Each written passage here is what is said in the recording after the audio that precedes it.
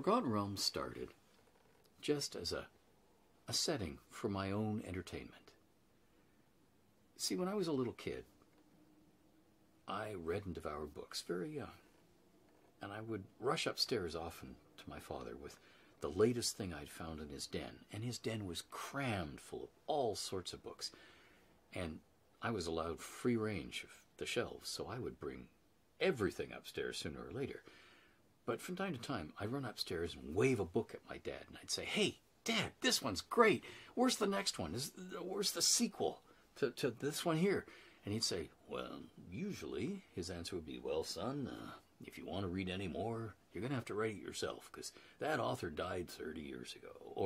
Or no, there are no more books than that. And no, if you want any more, you're going to have to write it." I'd say, "Okay."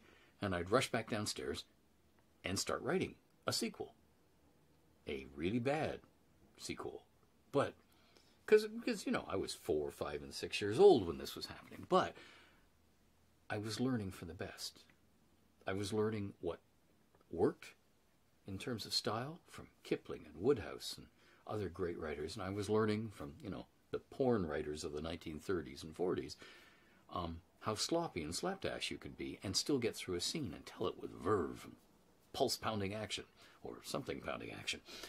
And that's how I started writing, period, and that's how I started writing realm stuff, because I wanted to write fantasy short stories that were episodes in the lives of continuing characters, in the same way that when I read Fawford and Grey Mouser's stories written by Fritz Leiber that were in the pages of Fantastic magazine, each story was a standalone adventure, all on its own.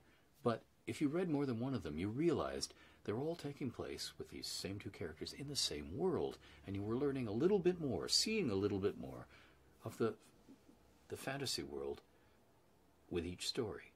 And I wanted to do the same thing. Not write Fawford and Grey Mouser stories, write about my own characters in my own world, but do the same thing, to add little bits and pieces about the setting with each story, so it became really important where people were, why they were doing what they were doing, and what was going on in this imaginary world. And that's how the Forgotten Realms got its start.